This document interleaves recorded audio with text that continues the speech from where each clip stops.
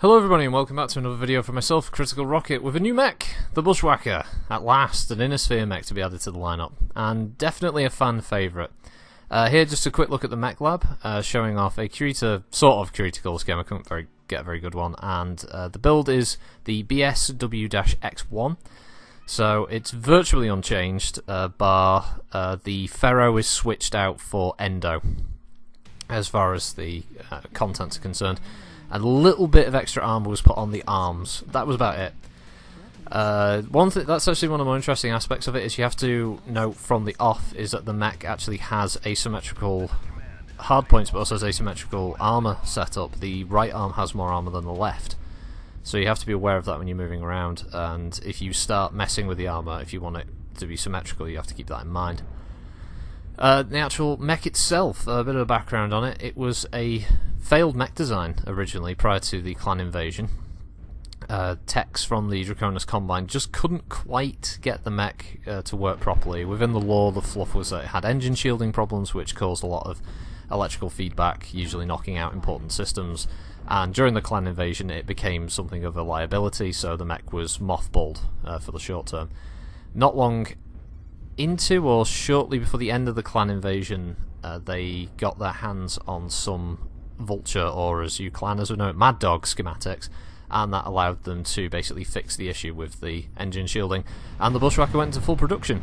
Unfortunately, it was after the Battle of Two Kids, so it didn't really get its day in the sun in that respect, but it was very popular afterwards, and it's very popular with fans of Battletech anyway. It's one of the cooler looking designs. Definitely very proudly presented, I think, on the front of Technical Readout 3058. I think it's that one. Very cool image. Unfortunately, the art inside the book didn't look quite as good, but yeah, very, very good mech. Decent 55 tonner. So, in MechWarrior, how do I find it? It's quite good, actually, from a stock perspective anyway. I quite like the fact that the ER large laser is central, so it means you can get some very steady pinpoint shots without worrying too much about any of the wiggle that happens with the other aiming reticle. The AC-10, I don't know, it's a bit prone to exploding as soon as the arm gets opened up, but that's because of how many critical slots it takes up, so you have to be aware of that. One of the issues is, because of its sort of odd visual design, the right arm is slightly higher up, and thus can be a little easy to expose to fire without you actually realising it, and this happened to me during this match, funnily enough, is that I think I'm in cover, but they can just about hit my arm and I end up losing the AC-10. So you have to be aware of that when you're running the Bushwacker, as is the sort of odd arm placement, because your left arm is lower down and thus is a lot easier to conceal behind cover. Let's see where else. So the machine guns are quite nice. They're also centrally mounted either side of the ER large laser, or the energy hardpoint. And outside of that, it's kind of a decent jack of all trades mechs. Hardpoint wise, it can be rebuilt into several different designs, and it wouldn't surprise me if people very soon come up with something far more efficient for the Bushwacker to be running in. It's got a pretty decent mix just from the off. On the top of my head, it's got the one version here.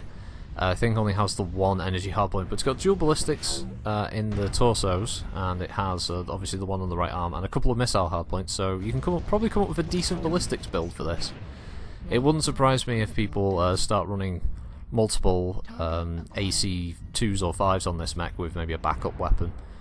The other variants, that you get ones that come with a bunch of SRM4s instead of LRMs, and some medium pulses, and I think there's an LB10, becomes basically a more medium to short range brawler, and one of the other variants is just a slight modification on the standard. So overall, quite good, at least from a stock perspective. Not really seen much in the way of custom builds yet. I think everyone was, when I did this, people were still getting used to it.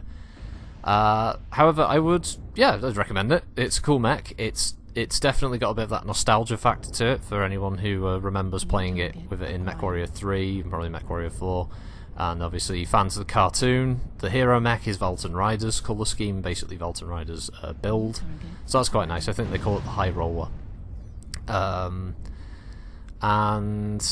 yeah, obviously for the tabletop players, there's always that, the fact that it was probably one of the coolest mechs in that technical readout, and definitely a lot of fun. I found visually the back end of it seemed a bit high up for me, I don't know. It looked a bit odd, just that weird protrusion, almost like a fin, but I don't know, maybe I'm just misremembering.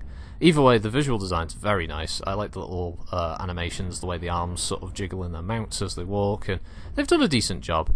I guess it suffers a little bit from the Cauldron Born situation, or Ebon Jaguar, sorry for Kalana's, where its legs seem absolutely monstrously big compared to the body, so it seems very high up off the ground. I think that's probably the only thing I'd complain about it visually, is that the mech isn't as low down as it probably should be. Part of the reason is it's supposed to have quite a sleek profile. It's supposed to be more difficult to hit because of that, although it has no rule effect, it's just that's the idea, the fluff. So it's a bit weird that they've given it very, very thick, chunky legs and it stands quite high up off the ground. But yeah, I mean, you see the size comparison, it is lower down than most mediums, but then most of the mediums are by sort of humanoid type mechs rather than this kind of chicken leg anyway. But yeah, that's about it really. Rest of this match goes on a bit.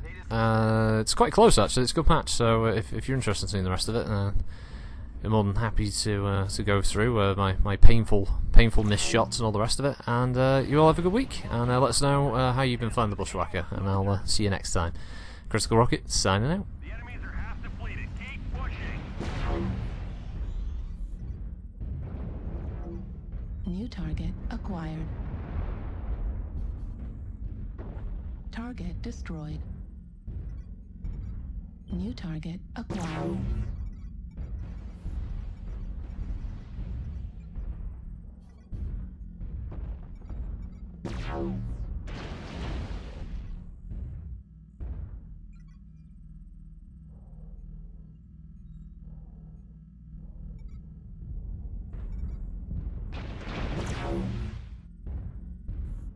Warning, incoming missile.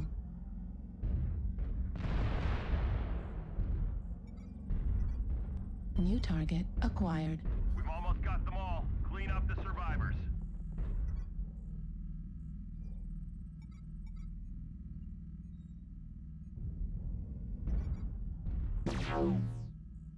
New target acquired.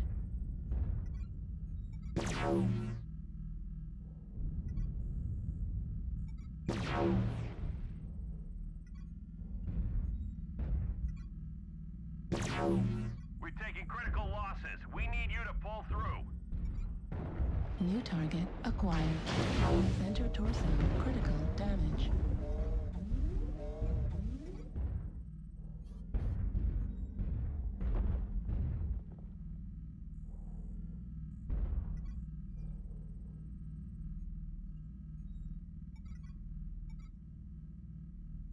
Target acquired.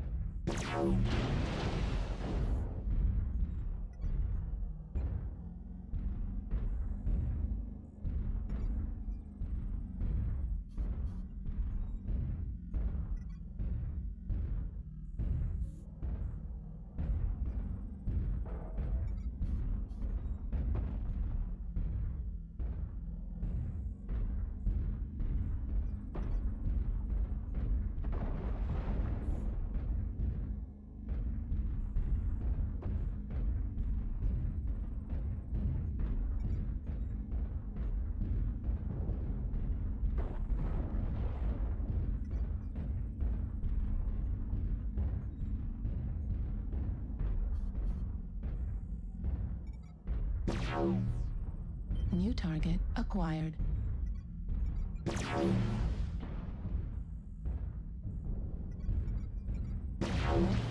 damage.